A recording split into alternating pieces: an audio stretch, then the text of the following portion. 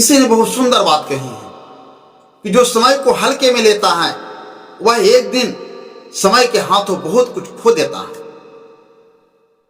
वक्त जब करवट बदलता है ताज उतर जाते हैं और जो झुकना सीख ले वही इतिहास बना जाते हैं। नमस्कार, मैं हूं श्याम गुरु। आज मैं आपको महाभारत की उस सच्चाई से रूबरू कराने जा रहा हूं जिसे समझ लेने के बाद इंसान का अहंकार टूट जाता है और जीवन को देखने का नजरिया बदल जाता है। दोस्तों, महाभारत केवल युद्ध की कथा नहीं है, यह समय, कर्म और धैर्य का शास्त्र है। और इसी शास्त्र से निकली एक पंक्ति है, काल बड़ा बलवान है सबको नाचे नचाए, पांडु पुत्र भी मांगते भिक्षा घर घर जाए। एक समय था जब पांडु के पांचों पुत्र हस्तिनापुर के राजमहल में रहते थे। सम्मान, वैभव और शक्ति सब कुछ उनके पास था। युधिष्ठिर का धर्म, भीम का बल, अर्जुन का शौर्य पूरे आर्यावर्त में प्रसिद्ध था। लेकिन काल किसी का पक्ष नहीं लेता। जुए की एक सभा, एक भूल और देखते ही देखते राजपाट चला गया। जो राज सिंहासन पर बैठे थे वहीं वन की भूमि पर सोने लगे। जिन हाथों में धनुष थे उन्हीं हाथों में भिक्षा पात्र आ गए।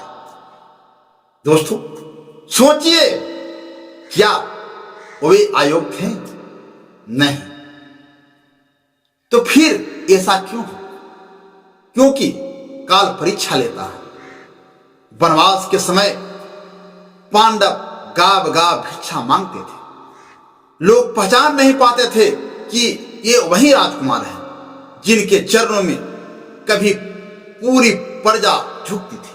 भीम का बल भूख के आगे शांत हो जाता, अर्जुन का शौर्य मौन हो जाता और युधिष्ठिर धर्मराज होकर भी ईश्वर से प्रश्न नहीं करते, केवल धैर्य रखते। यही वह क्षण था जहां पांडव टूटे नहीं बल्कि और मजबूत हुए। समय बीता, वनवास पूरा हुआ, अज्ञातवास भी समाप्त हुआ और वही पांडव कुरुक्षेत्र में खड़े थे।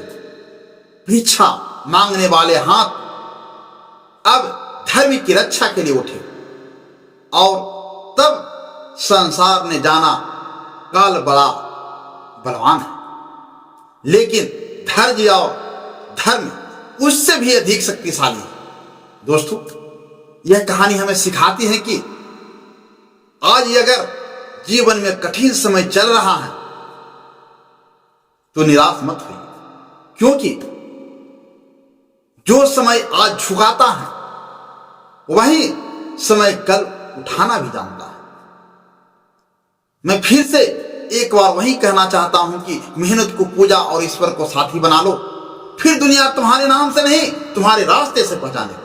दोस्तों, अगर यह कहानी आपके दिल को छू गई हो, अगर किसी मोड़ पर इसने आपको थोड़ा सा भी हौसला दिया हो, तो एक लाइक जरूर कर देना। यह हमारी मेहनत की सबसे बड़ी कमाई होती है। इस कहानी को अपने उन लोगों तक जरूर पहुंचाइए जो आज संघर्ष के दौरान से गुजर रहे, क्योंकि हो सकता है यह कहानी किसी को टूटने से बचा ले। कमेंट में अपनी राय लिखिए, बताइए कि आपको इस कहानी से क्या सीख मिली। और अगर आप पहली बार श्याम मोटिवेशनल कहानी चैनल पर आए हैं तो अभी तुरंत इस चैनल को सब्सक्राइब कीजिए, क्योंकि यहां कहानियां सिर्फ सुनी नहीं जाती, यहां जिंदगी का समझा जाता है।